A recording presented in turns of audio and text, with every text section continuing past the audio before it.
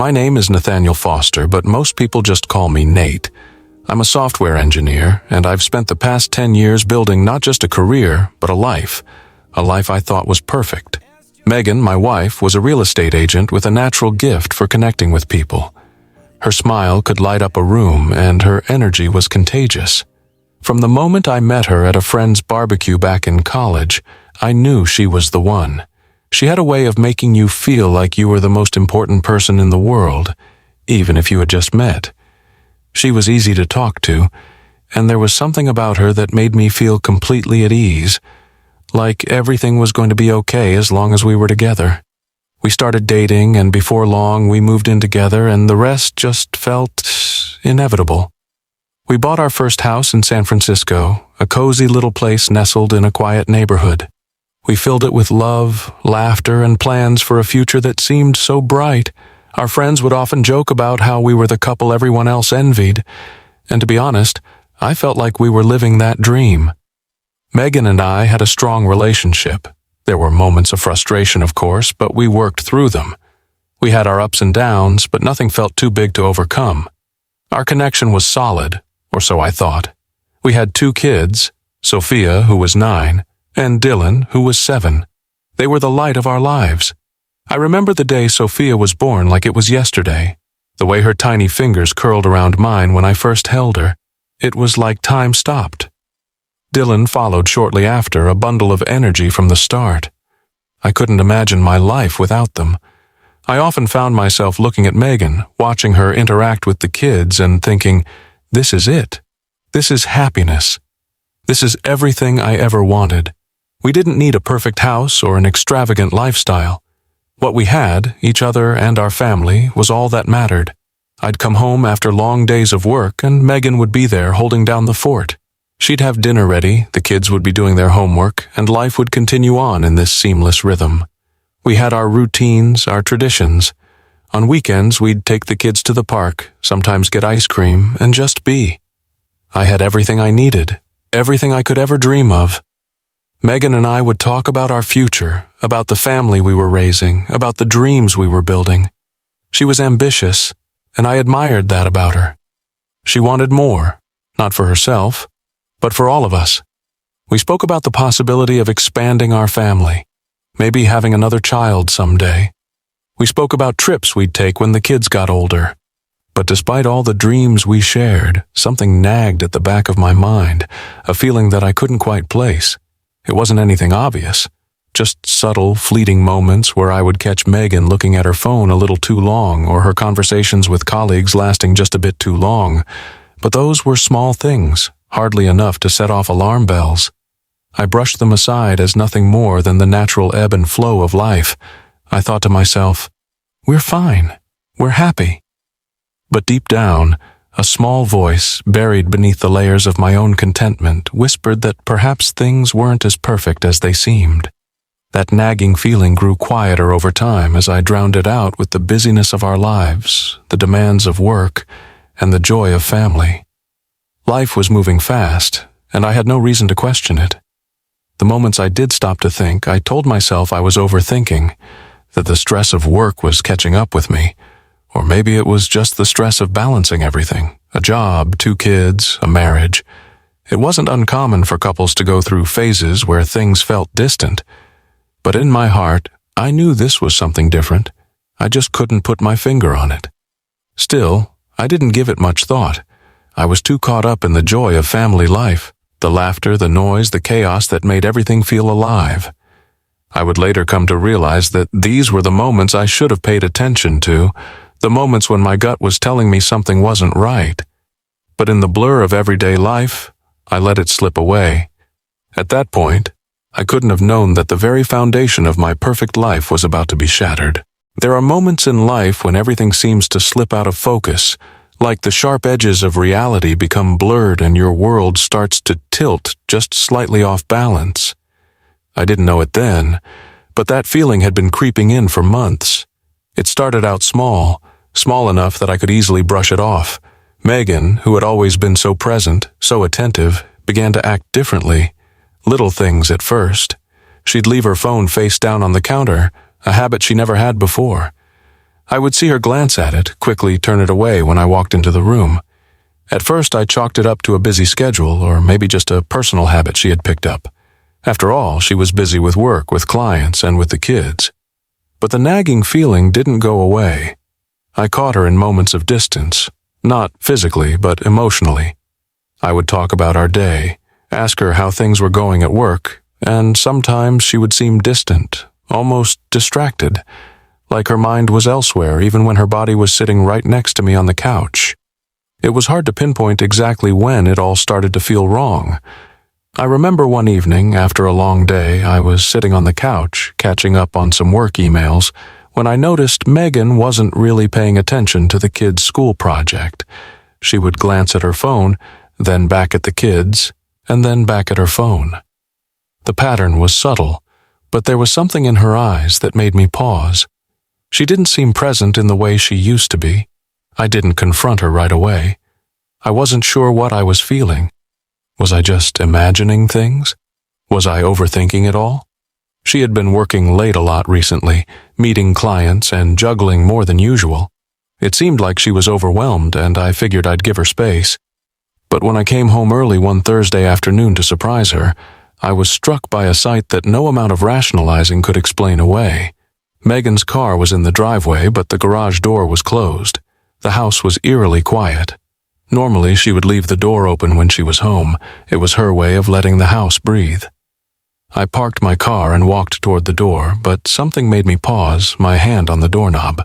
I couldn't place it, but my gut tightened in a way I couldn't ignore. I opened the door, the soft creak of it echoing in the stillness. The moment I stepped into the hallway, I heard muffled voices coming from upstairs. I froze. I had never been a suspicious person, but this was different. The voices weren't from the kids. They were low, too hushed to be normal conversation, and they didn't sound like the usual chatter that filled our house. My heart started to race. I moved cautiously, trying to keep my footsteps light, but I was already dreading what I might find. When I reached the top of the stairs, I hesitated, my pulse pounding in my ears. Through the cracks in the door, I could make out two voices. Megan's unmistakable laugh mingled with a man's. I didn't want to believe it. I told myself it couldn't be what I thought it was, but deep down, I knew. That was the moment everything began to change. I didn't open the door. I didn't need to. My mind had already pieced everything together. I turned and walked back downstairs, my feet feeling heavy with every step. I couldn't breathe.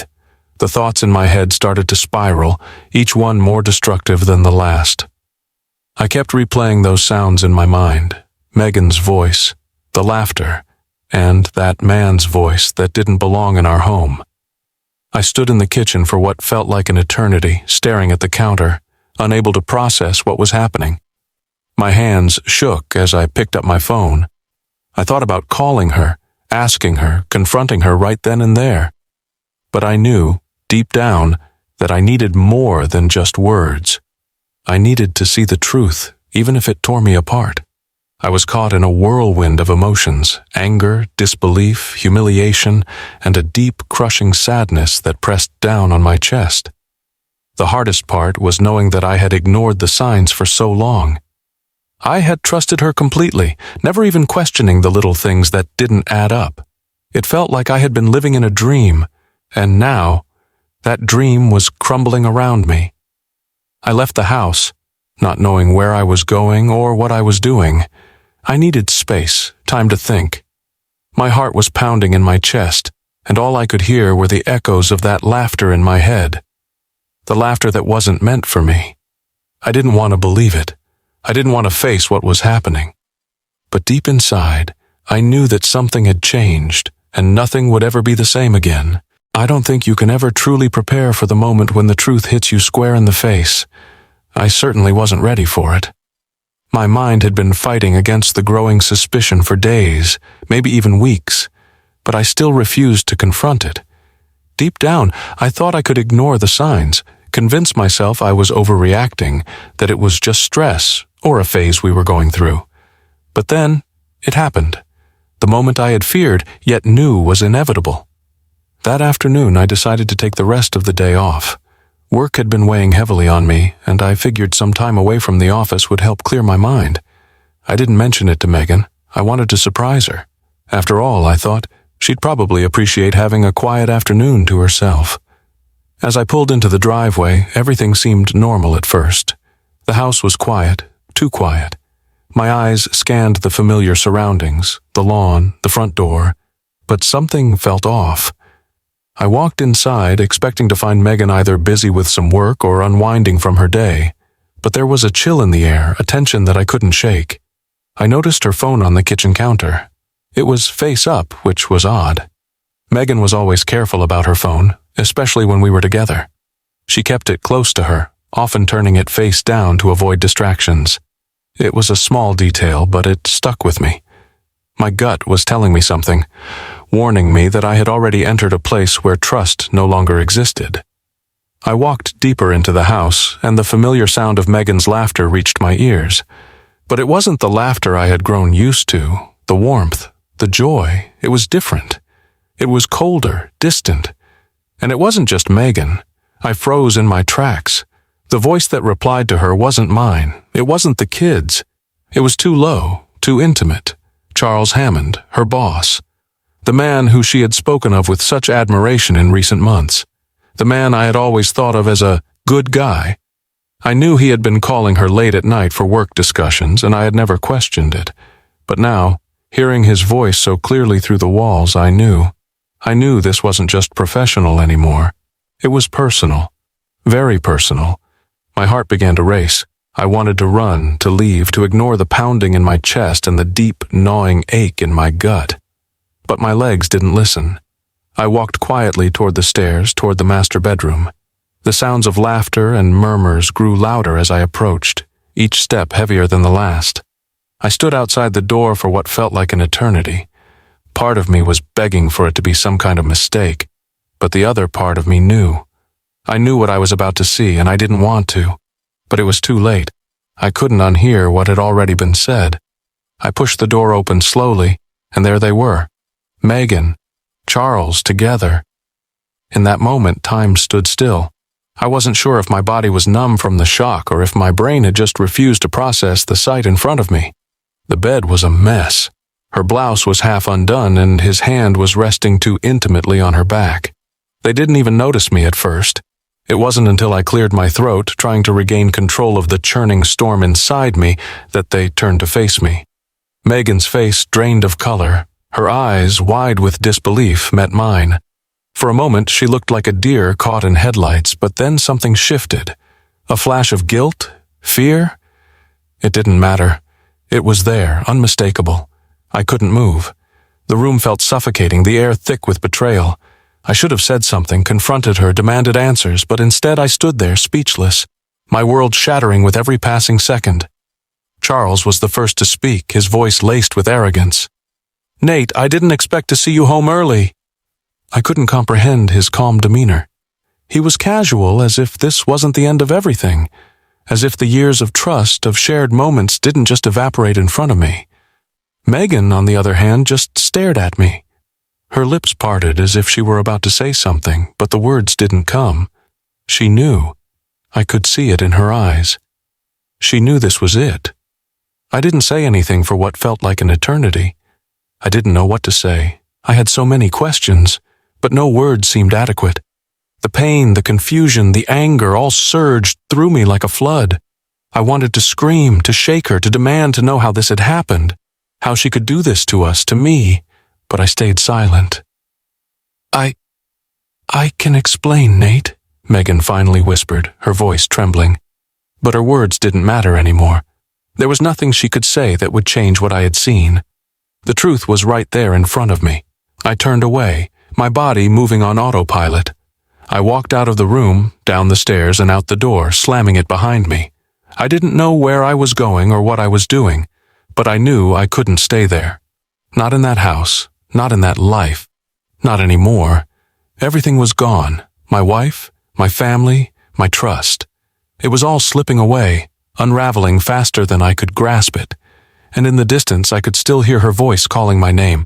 But I couldn't turn back, not this time. The drive home that day was a blur. My mind was a battleground. thoughts crashing against one another like waves in a storm.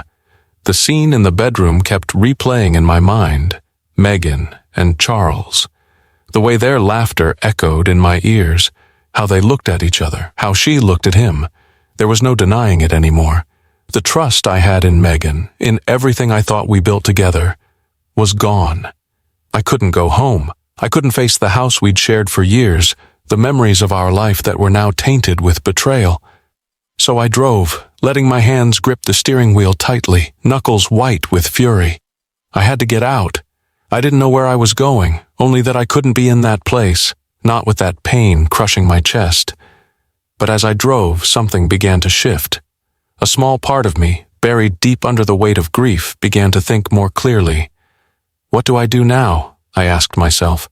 What am I supposed to do with this anger, this destruction that I felt deep in my gut? A thought began to form, slow at first, but growing stronger with every mile I put between myself and the house. Revenge. Not just to punish Megan, but to make sure this never happened again. Not to me, not to anyone else. By the time I reached a small diner on the outskirts of town, the plan had already started to take shape. I could feel my blood pumping harder as I sat in the corner booth, a cup of coffee growing cold in front of me. My hand shook slightly, but it wasn't out of fear. It was excitement, adrenaline coursing through my veins. I was no longer the man who'd been blindsided. No, now I was someone different, someone who had control. I called Dan. I knew he would be my ally in this. Dan and I had worked together for years in the tech industry, and though we were in different departments, we'd always gotten along. He was loyal, dependable. More importantly, he owed me. He didn't know the whole story yet, but he would. I was going to need him. Nate, Dan answered on the second ring, his voice tired but familiar. Dan, I need a favor, I said, the words coming out a little more coldly than I intended. Something personal. I need your help setting up some cameras, some discreet ones. There was a pause on the other end, the kind where I could hear him processing what I said, trying to make sense of it. He'd known me for a long time, and he knew that I wasn't the kind of person to ask for help with anything personal, especially not something like this. Cameras? What are you talking about, Nate? He finally asked. I know what's been going on, I said, my voice low, controlled. I need to gather evidence. I need to make sure this is the end for them. Dan didn't ask more questions after that. He didn't need to. He was the kind of guy who understood loyalty, and he understood that sometimes people had to make hard decisions. He agreed to meet me the next day with the equipment. That night, I couldn't sleep. Every time I closed my eyes, the image of Megan and Charles, tangled together in the bed I thought was ours, would flash across my mind. But as the hours passed, I grew more focused. I no longer felt like a victim of some cruel twist of fate. I was taking control. The next morning, I arrived at Dan's office early. He had everything set up, miniature cameras, microphones, even a voice-activated recorder. He knew exactly what I needed, and he didn't ask any questions about the why. It wasn't about the details anymore. It was about making sure the truth would come out. And once it did, there would be no turning back. We spent the afternoon installing the cameras, placing them in every room I knew they would use. Our bedroom, the living room, the kitchen. Every corner, every angle covered. We even set up one under Megan's car seat to catch any conversations between her and Charles. I knew their rendezvous had been happening during the day when the kids were at school, when the house was empty. Dan made sure the footage would be saved securely, and I had access to it at any moment. He was thorough, meticulous, and for the first time since the discovery, I felt like I was doing something. I wasn't just waiting for the world to crash down on me anymore. I was actively tearing it down, brick by brick. By the time we finished setting up everything, it was almost dark. I stood in Dan's office, looking over the equipment one last time. He looked at me, and for the first time, I saw a flicker of concern in his eyes. You sure about this, Nate? This isn't something you can walk back from. I nodded, my eyes cold. I've already walked away from everything I thought I knew. I'm not turning back now. We shook hands, and I left his office with a sense of finality. I had done it. I had set the plan in motion. Megan and Charles, too. They wouldn't get away with this. They would pay for every lie, For every betrayal. I would make sure of it. And with that thought, the weight I had been carrying for days finally started to lift. For the first time in a long time, I felt a strange sense of peace. This was what I had to do. Now it was just a matter of waiting for the right moment. And when it came, I would be ready. The weight of what I was doing hung heavily on my shoulders. But there was no turning back now. The night had passed in a haze of rage and disbelief. And as I stood in front of the mirror the next morning, I barely recognized the man looking back at me. The man who had once trusted his wife with every piece of his heart now stood ready to dismantle everything he had known. And yet, there was a cold clarity in my chest. This was my only path forward. I had made the decision. Revenge wasn't just about pain anymore. It was about reclaiming control. The plan had begun to take shape the moment I walked away from the house. My mind, for the first time in days, was focused. I wasn't going to be another victim. I was going to make them understand the consequences of their actions. Dan was already waiting for me when I arrived at his office. He had gathered everything I needed: tiny cameras, hidden microphones, voice-activated recorders. He had even gone as far as to get wireless cameras that could stream directly to my laptop. His quiet professionalism made it clear that he understood the gravity of what was happening, and he didn't question me. We didn't need words at this point. He simply handed me the equipment I would need. We didn't waste time. Dan led me to the back of his office where a small corner was set up for his projects. He began showing me how everything worked. The cameras, the microphones, the recorders. It felt like a strange ritual, like I was stepping into a dark world I had no business being in. But here I was, preparing to invade the privacy of my own home. "Here's how it works," Dan said, his voice steady as he demonstrated. "These cameras are motion-activated. Once they're set up, they'll start recording the moment they sense movement. The footage will be saved directly to your hard drive so no one can tamper with it. You'll have everything you need. Just make sure everything is in place before you leave." My mind was already several steps ahead. I wasn't just looking for proof. I was planning to make them pay, Megan and Charles.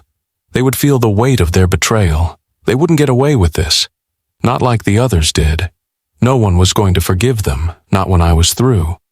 Dan helped me install the cameras throughout the house, each one carefully hidden, placed in spots I knew they would frequent. The master bedroom, the living room, the kitchen. Every place that had once been ours, places that were now stained with lies, would be covered. And then the car. I had to know if there were conversations happening in the car, behind my back while I was at work. I placed a voice-activated recorder beneath the seat, its small red light barely noticeable in the shadows. Each camera, each microphone was placed with precision. Dan, ever the professional, made sure they would blend seamlessly into the surroundings. He showed me how to monitor the footage from my laptop, how to access it remotely. It felt too easy, too simple. By the time we finished, it was late afternoon. My hands shook as I packed up the last of the equipment.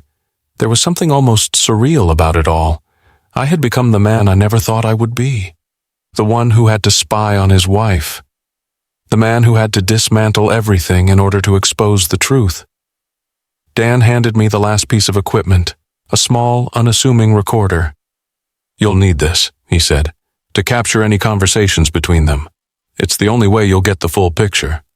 I nodded, but I couldn't speak. Words felt useless now. There was nothing left to say. The decisions had already been made. As I left his office, I couldn't help but feel a strange sense of empowerment. It wasn't just about proving Megan's betrayal anymore.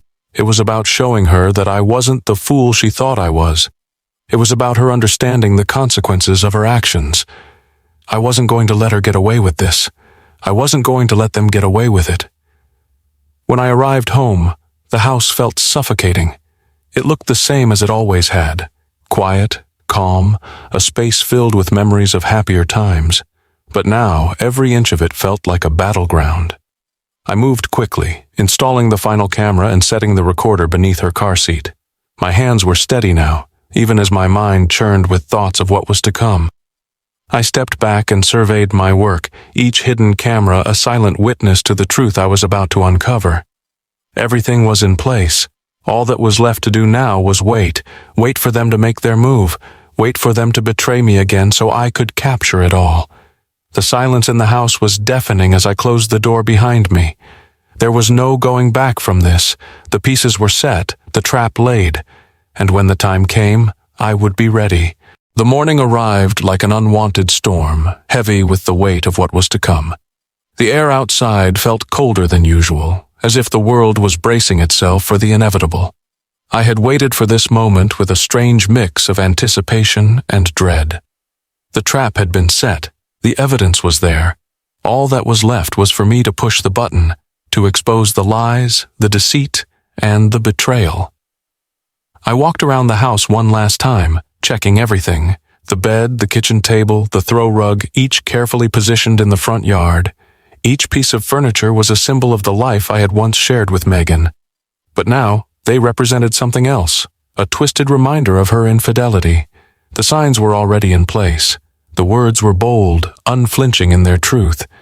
Each one bore a photo, a still frame capturing the intimacy that Megan had shared with Charles. A cruel reminder of how easily she had discarded our marriage for a man who, like her, was willing to tear apart the fabric of what had once been sacred. I stood on the porch, watching as the first few cars slowed down. I could see the curious glances of neighbors who, like me, had been left wondering how much of their lives was a lie. I couldn't help but feel a sense of satisfaction as they paused, some slowing to take in the sight, others likely pulling out their phones to capture the moment. They were all witnessing the end of Megan's carefully constructed facade. My hands were steady, but my heart pounded in my chest. This was real. This wasn't just about me anymore. It was about her, about everyone who had ever been deceived by a lie, about people who lived their lives behind a mask. Megan's mask had cracked, and there was no turning back. As the time ticked away, I found myself standing in the middle of the street, looking down at the scene I had created. It felt surreal, like I was watching someone else's life unfold. There, in front of me, were the remnants of my marriage, on display for the world to see. The bed where we had shared our most intimate moments, the kitchen table where we had eaten our meals together, the throw rug that had once witnessed the quiet moments we spent in each other's company. Now they were exposed for all to see, each piece a silent accusation, each sign a reminder of her betrayal. I read aloud the words on each sign, as if the act of saying them out loud would make them more real, more concrete. "These items are yours for the taking," I said, the words tasting bitter in my mouth. "No longer wanted, no longer needed. If you can stomach the stench of broken vows, help yourself." The sign above the bed left nothing to the imagination. It detailed her affair, the long months she had spent betraying me with Charles. The sign above the kitchen table recounted their secret meetings, often just before dinner. The throw rug told its own sordid tale of how they had used that space to satisfy their cravings for each other, as if it were their private retreat. And the final sign, the one that pointed to Charles, revealed his identity. Greg Allen, a man I had once trusted, a man I had never suspected. The neighbors gathered, a few stepping closer, some exchanging looks. I could feel their eyes on me, but I didn't care. This wasn't about them.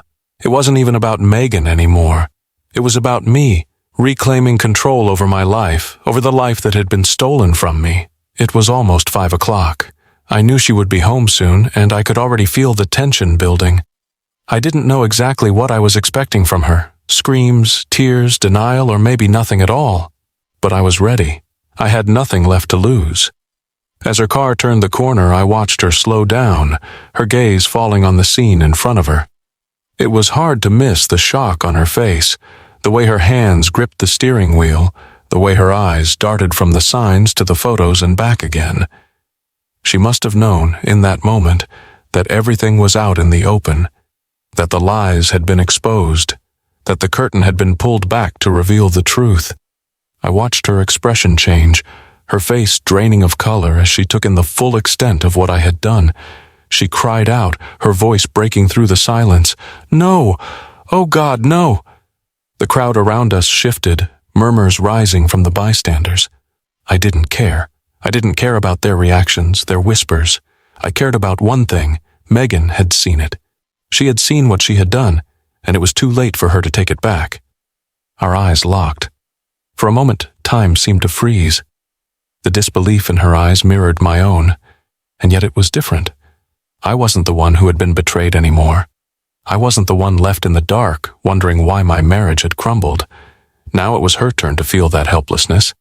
It was her turn to face the consequences of her actions. I turned away, walking back inside the house. The door clicked shut behind me, sealing away the outside world.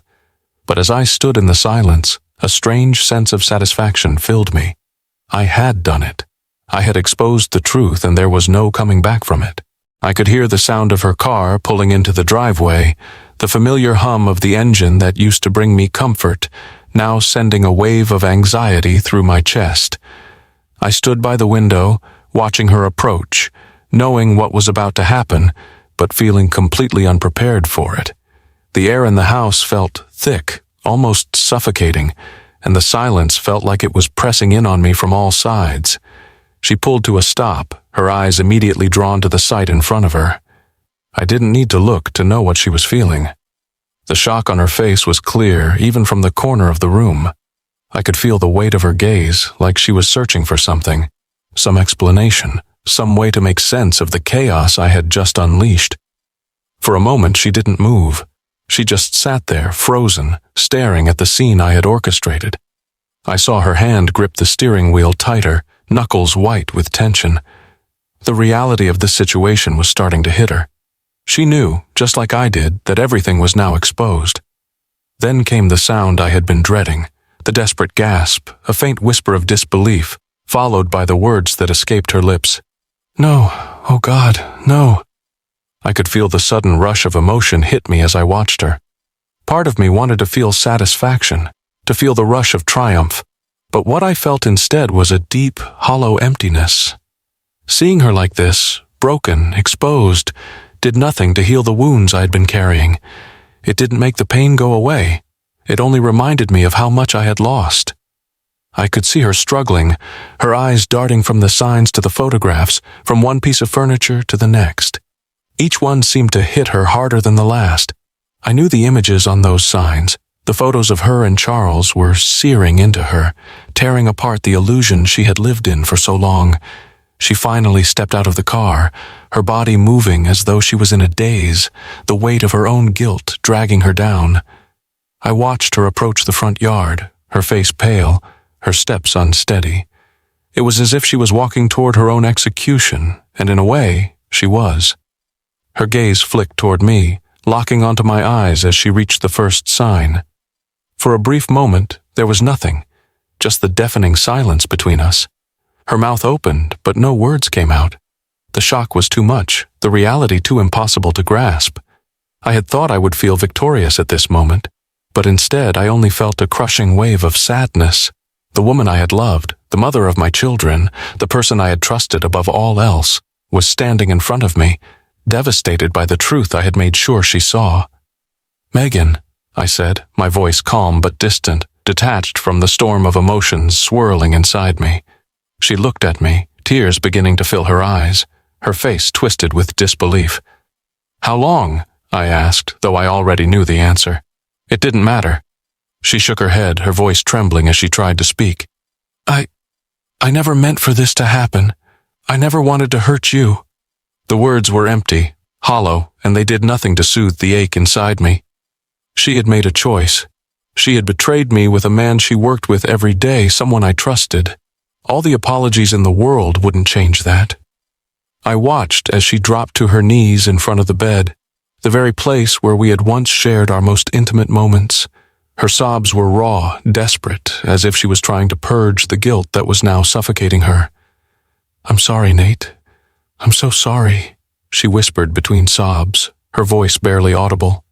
But I couldn't find it in me to comfort her.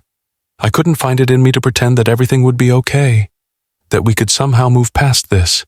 The damage had been done. The trust we had built over the years had crumbled in an instant. Nothing would ever be the same. I didn't speak. I didn't need to. The silence between us said everything. The pain, the betrayal, the finality of it all. I watched her cry, and a part of me wanted to reach out, to hold her, to tell her that it would be okay. But I knew it wouldn't be. I knew there was no coming back from this. Not for her, not for us. Her eyes lifted to mine again, pleading, desperate for some kind of redemption that I couldn't give her. "Nate, please," she whispered. "I never meant for this to happen. I don't know what came over me. I cut her off, my voice steady but cold. Don't make excuses, Megan. You made your choice. And now, we both have to live with the consequences." She fell silent, her eyes filled with pain and regret. But there was no way to undo the past. There was no way to erase the betrayal she had chosen to inflict on me, on our family. I turned and walked back into the house, closing the door behind me. It wasn't just the end of our marriage. It was the end of everything we had built. I didn't know what was next, but I knew one thing for sure. I was done. The days following the exposure of Megan's betrayal passed in a blur. I spent much of that time in a haze, going through the motions but never fully feeling like I was present. The pain of what had happened settled into my bones, but there was an unsettling numbness that seemed to surround me. I didn't know how to begin picking up the pieces of a life that felt completely shattered. Megan and I avoided talking, except for the few awkward exchanges that came when we had to deal with the logistics of the house and the kids. The weight of our silence was unbearable, but it was the only thing we both seemed capable of. She cried a lot, pleading for forgiveness, but I couldn't hear her anymore. Every tear she shed felt like another knife twisting in my gut. I remember the first time we sat down together to discuss what was happening, to acknowledge that this marriage, the one I thought was unbreakable, was over. She sat across from me, her eyes swollen from days of crying, her face a mask of regret and fear. I could see the desperation in her eyes, but there was something else there too. Shame. Shame for what she had done, and shame for what she had turned our lives into. "You've made your choice," I said, my voice hoarse from the constant strain of holding back the torrent of emotions inside me. "And now I have to make mine. There's no coming back from this, Megan. Not for us. Not for our family." Her lips trembled as she reached out to me, her hands shaking. "Nate, please, I love you. I've always loved you. I never wanted this to happen. I just got lost. Please don't throw everything away." The words stung, and yet I found myself unable to respond. How could I believe her?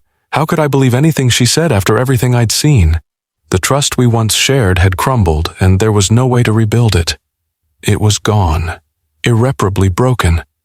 I stood up, shaking my head. "Love isn't enough when you break someone's heart like this, Megan. Love doesn't undo the damage." She didn't say anything. I didn't expect her to. There was nothing left to say. The decision had already been made. The next few days were spent on legal matters. I had contacted a divorce attorney, and after a long consultation, we began discussing the terms. I had to get my life back on track, for my sake and for the kids. I could feel a slight sense of control returning as I began the process, but it was fleeting. Every step forward felt like a step further into a world I wasn't sure I was ready to face. The lawyer had explained that we were in a no-fault state, which meant that infidelity would not affect the financial settlement.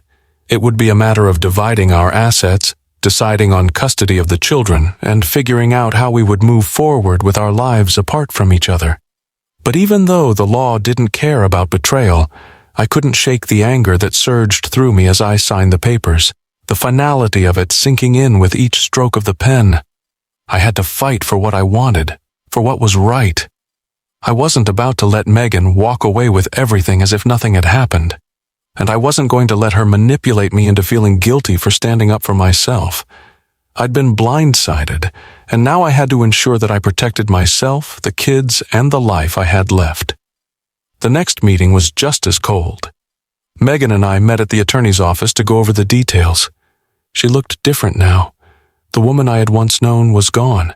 The vibrant energy that had filled our home, the woman who had made me feel like I was the most important person in her life, was now nothing more than a shadow of herself. She had no answers, no explanations that could satisfy the anger I felt. We discussed custody of the children, the division of assets, and how to handle the house. I wasn't interested in any form of compromise. I had already made up my mind that I wanted full custody of Shelby and Ryan. I couldn't trust her anymore, and I wasn't going to let her have the kids full time when she had shown so little regard for the family we had built. "Please, Nate," she said quietly, her voice breaking. "Don't do this. I'm not asking you to forgive me. I just want to be part of their lives. I want to be their mother." I looked at her, really looked at her, and I saw a woman who had betrayed not just me but her own children. The trust they had in her was now shattered. They would never look at her the same way again, and I couldn't risk them living in a home where betrayal was allowed to thrive. "No," I said firmly. "I'll do what's best for them, Megan. You've made your choices, and now I'm making mine." The rest of the meeting was a blur, a cold transaction. By the time it was over, we had reached an agreement. The papers would be filed, and the divorce would be finalized in a matter of weeks. It wasn't the closure I had hoped for, but it was a beginning of moving on, a beginning of living a life that wasn't defined by the pain of betrayal. I left the office feeling exhausted, but for the first time in a long time, there was a sense of relief. I had taken control of my life, and I was going to move forward. It wouldn't be easy, and it wouldn't be quick, but it was a start, and that was all I needed. The dust had settled, the papers had been signed, and the divorce was final.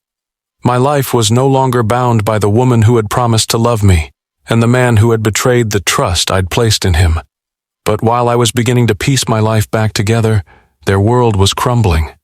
The fallout of their actions was just beginning to unfold, and I couldn't help but feel a sense of grim satisfaction watching it all unfold from a distance. Sherry had always been the one to hold things together, the one who made sure everything looked perfect on the outside. But now, the mask she had worn for so long was slipping. The woman who had seemed so confident and in control was now vulnerable. I saw it in the way she moved through the world, uncertain, hesitant, as if she was suddenly aware of how fragile everything was. I hadn't heard from her directly since the divorce. She reached out a few times, asking to see the kids, but I was firm. I wasn't interested in any reconciliation or discussion. The truth was too fresh, too painful for me to even entertain the idea of speaking to her. She was a ghost of the person I had once loved, and that person no longer existed. But it wasn't just Sherry who was feeling the heat. Greg, too, was facing the consequences of their affair. I heard through the grapevine that he had been let go from his position at the firm where he had worked for years.